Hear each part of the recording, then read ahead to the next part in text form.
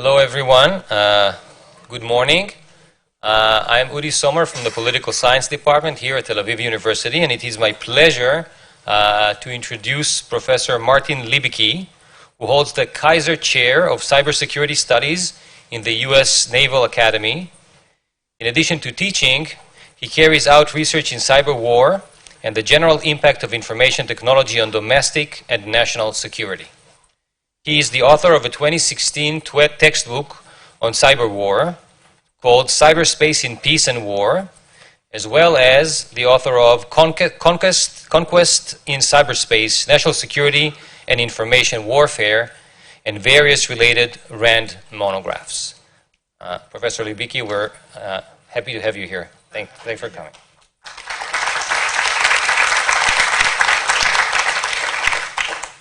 I want to take a few minutes of my allotted time to think out loud about the subject of norms, particularly norms on behaviors carried out by governments, by state actors. Let me start off quickly with a definition. A norm is something that differentiates what responsible governments do from what irresponsible governments do. The topic of norms is a large one. The issue of enforcement is huge, which is why I'm not going to talk about it at all. Let's just say if you don't listen to my norms, we're not going to let you in our club and kind of leave it at that. Now, norms tend to be, in many ways, modeled on the original laws of armed conflict. People talk about a Geneva Convention for cyberspace. And oftentimes what you get is a series of thou shalt nots. Pretty much every norm that has been proposed in cyberspace is something that governments shouldn't do. There's one small exception. I can take that up in Q&A. But essentially, it's a bunch of thou shalt nots. Probably one of the most comprehensive works on norms is the Tallinn Manual, which is a work of a branch of NATO, even though it's not a NATO official document as such. It has the advantage of being based on pre-existing norms for armed conflict.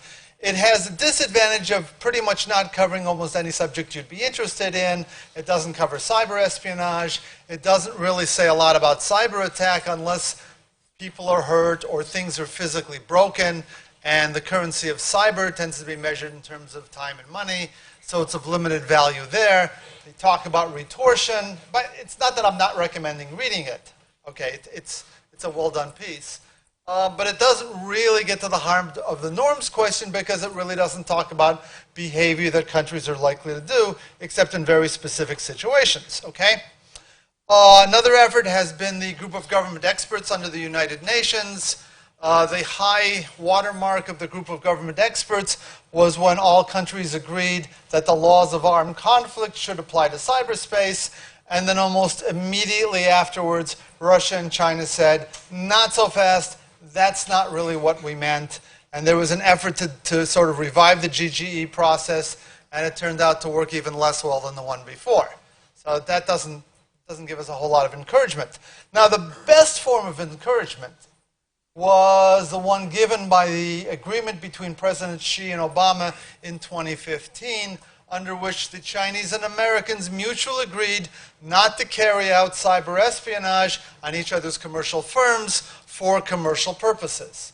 And for a while there, it seemed to work. It was like the only example of a norm in which you could point to and say, hey, somebody's not doing something which would otherwise be in their interest because they agreed not to do it. Unfortunately, that norm has sort of fallen apart in the last 2.5 years, coincident with the onset of the new administration. We could talk about a lot of reasons that it fell apart. There's a school of thought that says the Chinese were never really serious in the first place. Attribution is still very difficult in cyberspace, particularly if you're going to go out and try to make a case in public. It was based on overly fine distinctions because originally we said, we don't do commercial espionage on We don't do espionage on commercial firms, and it turns out we did, but we did it for other purposes, so you ended up having to have 2 caveats, not just 1 caveat, and once you put too many caveats in a norm, it starts looking really arbitrary. But the one issue, and there was the one that, in fact, we alluded to before the agreement began, it was not a symmetric agreement. Anatole France has a famous line that in the majesty of the law, both the rich and the poor are forbidden from sleeping under bridges, right? By the same token, with the majesty of the agreement, both the United States and China forswore spying on each other's commercial enterprise for commercial purposes. I could have moved 6 inches to the left. Okay, that's okay. Now I move backwards. In other words, we persuaded them to do something they wanted to do, and then we agreed to not do something we had no intention of doing, right?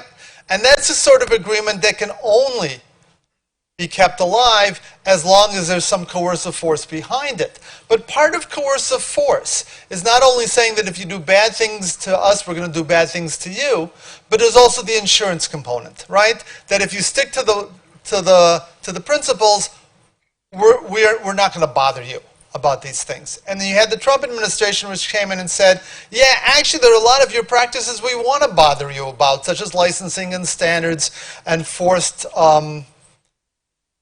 joint ventures in China. So I'm guessing the Chinese said, we're going to be hit on the head anyway. What's the point in agreeing to this? And that deals with an essential symmetry in the world of norms. So here we are back in a world where, let's face it, we don't really have any norms. So I want to try to take another approach, and I want to talk about something called normalization. The difference between norms and normalization is normalization are the practices that you can expect from another government. Okay, let's start with an easy one. Governments carry out cyber espionage for national security purposes against other states, right? Everybody does it. It's considered normalized behavior. Now, from the world of normalized behavior, you can start to infer norms, right? These are things that states do. By contrast, these are things that states don't do, and they maybe shouldn't do it. Now, the contrast isn't exact, because in the world of cyberspace, somebody's always going to come up with a new trick. Give you an example. I was a member of a defense science board a few years ago on cyber deterrence. They met in 2015. Okay, that was 2014, 2015. They started thinking about all the things that countries shouldn't do. These are very bright people. Very bright people. But nobody suggested that countries should not interfere in other people's politics by stealing information on their political candidates, right? Never occurred to us. And yet, a year later, it turns out to become an important norm that we would like to see. So, with that exception, there are a lot of things we haven't thought of, and things that 10 years from now I'm thinking we should have thought of them. They sort of appear as opposites to one another. Okay, so the good example of normalization is during the Cold War, when the U.S. Navy conducted exercises, we would find Soviet trawlers crawling along them. And at first we objected. And then the Soviet Union basically blew the United States off. And then after a while we said, okay, there are trawlers here, right? The Soviet Union had, by persisting in this arrangement, and by our not objecting very successfully, had normalized the practice of eavesdropping on naval exercises to the point where it's now normalized, okay? So, here's a question. Whose behavior is the gold standard for normalization? Okay, by the way, let me take Israel out of the picture immediately so I don't get any questions about that. Special case. But we'll start with North Korea. Is it normalized if North Korea does it? Well, what does North Korea do? They rob banks, right? Do you really want to see a set of norms based on the proposition that bank robbery is okay? Probably not. Okay, so it's probably not going to be North Korea. They're an outlier. What about Iran? Okay? Some of what Iran does are things that other people do. But they've also been accused, credibly, of tampering with safety systems in industries. Do we want a world in which tampering with safety systems in various industries is considered normalized behavior? Probably not. Okay? Well, Iran and North Korea are relatively small countries. Let's go to Russia next. Are Russia's behaviors an example of things that we necessarily want to normalize? Okay? It's a serious country. It's a big country. They are very competent in the world of cyberspace. But To accept Russia's behavior means that we have to accept interference in elections. Is that something we're comfortable? Worse is if you believe that Russia and Ukraine are not at war, then the things that Russia is doing to Ukraine strikes me as behavior that we probably don't want to see as normalized, right? Such as shutting off electric power to other countries, such as carrying out supply chains on their software in such a way as to cause billions of dollars of damage worldwide. Do we really want to see that normalized? That may not be the relevant standard either, okay? So, let's go to another big country, China. China's behavior, generally speaking, doesn't have all the problematic aspects that other people's behavior is. But there are some things that you wonder if this is a good thing. For instance, if you normalize China's behavior, then you also have to normalize the theft of business proprietary data and intellectual property. Is that something we're comfortable with? And I leave that open as a question. Okay? China also has a nasty habit of carrying out DDoS attacks on dissidents. Is that something that we're comfortable with? That's another question. And finally, China has been credibly accused of being involved in border gateway protocol attacks so as to shift a great deal of traffic from one place to another. Okay? I'm not sure I want to consider that adequate behavior of a peer on the internet. So China comes a little closer, and China's a huge country, and depending on your definitions, they may have the world's largest GNP. But I'm not quite too sure that China's behavior in and of itself constitutes normalization, or that it should. And that leaves us with the gold standard. Ta-da, the United States. Should what the United States do be considered normalized behavior? Well, on the one hand, it's a large country. It does have a competent cyber sector. And maybe most pertinent of all, under many administrations, we nag other countries to get to improve their behavior. Also, in this administration, just slightly different countries, slightly different behavior. Okay? By and large, and I'm not just waving my flag, I would say that we would be the gold standard for normalization. In other words, if we do it, it's okay. So, let's ask the question. What is it that we do that now becomes okay? Well, if you believe news reports, we believe that cyber operations carried out to forestall nuclear proliferation are perfectly cool. Okay? Nuclear proliferation, missile proliferation, any of that sort of stuff. Because none of us likes nuclear warfare. So aren't we happy with that? Okay, maybe, but is nuclear really special?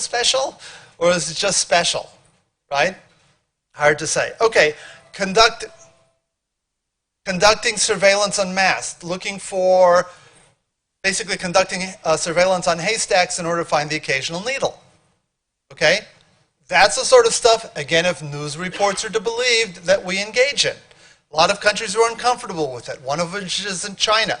Then China learned how to do it for themselves. Now I think they're a little more comfortable with that. Okay? Are we comfortable with that as normalized behavior? I raise that as a question. And this is the part of the talk where I'm really glad to have actually kept on the news, because a number of things have happened recently that have raised a lot of issues as to what the United States does consider normalized behavior. One item a couple of weeks ago is that the United States let it be known to the New York Times that we have implants in the Russian electricity grid based on our belief that they have implants on our grid. Okay, does that mean we have normalized behavior, or is it normalized behavior in the sense that we have nuclear weapons? Right? If you're going to have nuclear weapons, we're going to have nuclear weapons, but we really don't like this behavior very much. Okay? Do we need a nuclear non-proliferation treaty so that only certain countries are allowed to do that? It's kind of an iffy question. Okay? Persistent engagement. We consider it normalized behavior to sit on other people's spy agencies, if we can, to keep them from doing mischievous stuff. That's called defend forward. Is that a piece of normalization we'd be comfortable with? By the way, I'd argue that that's not a bad one. Okay? And then finally, a couple days ago, and he really saved my talk here, otherwise I was going to have to make a really sharp turn, is There was a news item, not exactly clear what was being reported because there are a lot of differing interpretations here, to the effect that the United States carried out a cyber attack on certain elements of Iran, okay, that were responsible or somehow associated with the shooting down of a U.S. drone. Here's the catch. If we had carried out the attack after the drone had shot at us, that doesn't really normalize very much because most people's drones don't get shot out of the sky. But the fact is, you have to do a cyber attack weeks and months in advance. And I don't know this for a fact. It's astonishingly small what I know for a fact in that respect, okay? But that suggests to me that we had put an implant in their systems or had somehow prepared it before we were attacked. And that's the interesting form of normalization. Should it be considered normalized behavior for a country to put implants or otherwise pre-wire other people's weapon systems? Okay? Now let me step back for a minute. Most of you folks would probably say to yourselves, or to others, maybe if not to yourselves, that cyber mischief is bad, that the cybersecurity is good, right? And that's based on premise that most of what computers do is good. But in fact, that's not 100% true. The potential to do bad things. So that the ethical basis of going into their systems and making for them to carry out harm against me, that's not necessarily a difficult proposition to argue. Okay? So, should the United States, as a matter of declaration, now whether talking to the New York Times constitutes a declaration is a different question. Should the United States basically say, yes, we are prepared to put in implants into potentially hostile systems, under the expectation that we think that you've already done that to us or you've tried to do that to us. Okay? Now, I'm going to give you one advantage of that. And that is, let us say you're a country and you find a U.S. implant in your system. What kind of inferences are you likely to make? Well, you can make all sorts of inferences, right? But the one inference that would be troubling is the notion that the United States is planning to attack you. People tend to forget that you found the implant doesn't mean it arrived yesterday, right? It could have arrived years ago. But a lot of people in the military take a worst case assumption. If you have a normalized behavior of putting implants in other people's weapon systems, that inference becomes harder to make. Oh, it's not that they're planning to attack me, it's that at some point they want the option to attack me, right? But heck, we know the United States has many potential adversaries, just like many other countries have many potential adversaries. So it's not necessarily behavior that's going to raise eyebrows. And so I leave you today thinking out loud with a lot more questions than I have answers, but there seem to be a lot of people in this room, so there seem to be a lot of potential answers out there. And the end.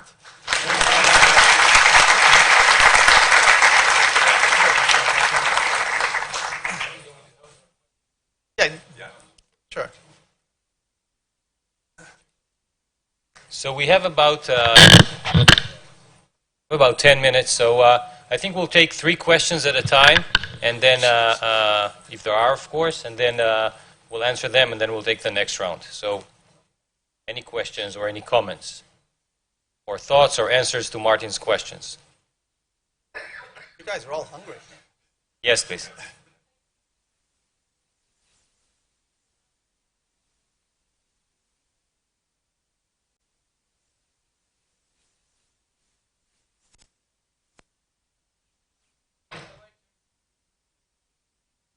Okay, there are 2 levels of attribute. Oh, did I Let's take violate one your more. rule? Yeah.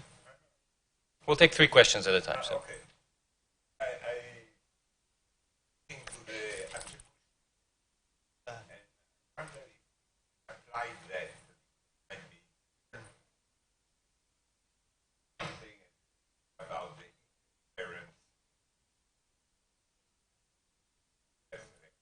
Uh-huh. That case, that American Uh-huh. or Russian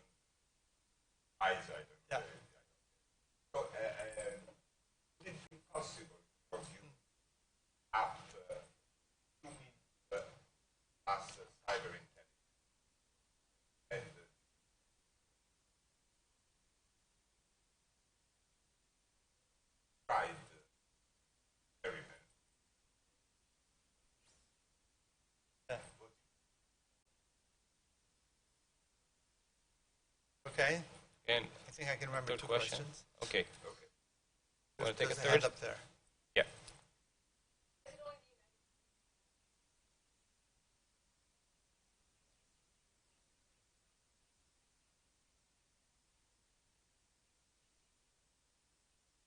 That's a good. Okay, let me start off. Let me take these questions in order. On the attribution, why do you want attribution? Two things. You want to know that you're taking action against the right person, and you want to convince others that, in fact, you're taking action against the right person. What we have done in the last 10 years, the United States has done in the last 10 years, has been more confidently saying, we believe X did it. But we're not particularly any more forthcoming about why we think so. So we end up with our friends believing us, and the skeptics, that is people who don't want to believe it, and our adversaries not believing us, and we're sort of no farther along than we came. The issue of what to reveal, and I'm going to get to the second issue, okay, becomes a very difficult one. And right now we're sort of biased in the sense of trust us, okay? But as it points out, if it turns out that your attribution is based on human, you're going to blow a source. So if you make the trade-off and you consciously accept blowing a source, it's got to be really, really important, right? In other words, if I've attributed an attack to you, and I've crippled, by so doing, crippled my ability to collect intelligence, it's going to only be because I'm going to extract a serious price. And that trade-off seems to have been forgotten. Okay, let me get to the third question. Why is it the United States? You want the worst behavior from a respectable country, is the formulation, right? Okay, look. Oh, name an innocent country.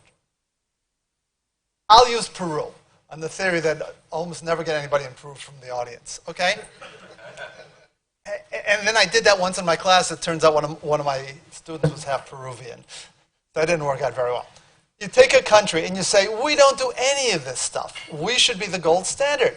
And the answer is, yeah, you don't do any of this stuff, but by not doing anything, you don't create a norm for, you don't create what normalized behavior is. So you're looking for some combination of serious country and bad behavior, or at least robust behavior. And that ends up becoming your gold standard, in my humble opinion. Okay. Gentlemen. 2 more minutes. 2 more questions.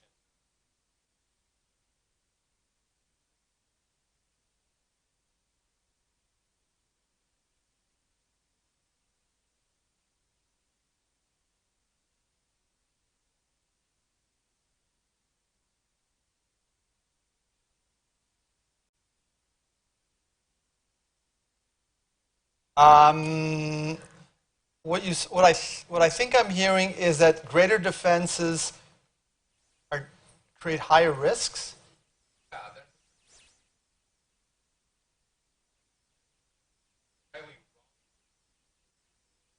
I don't think so. I don't think I was going there. I mean, what happens is if you normalize behavior, your sort of the moral standing you have to create serious actions goes down. Unless you do want to insist, yeah, we're not going to normalize that, and here's why. Yes.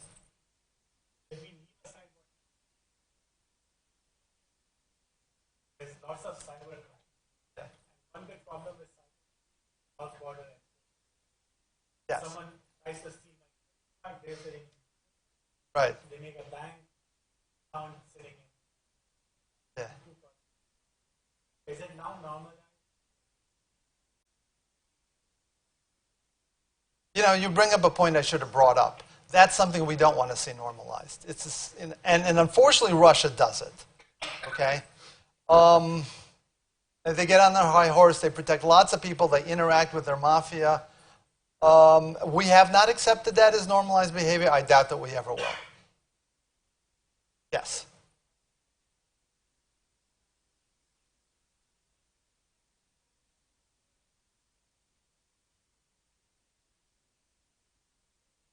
Yeah.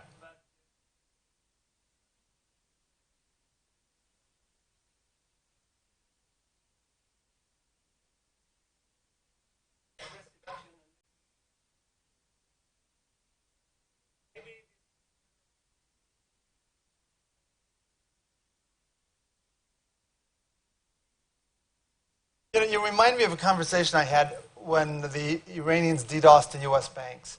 Oh, this is awful, etc. We can't let this go unresponse. And I'm thinking, you guys forget about Stuxnet. Professor Libicki, thank you so much. It was Pleasure. fascinating. A lot of food for thought.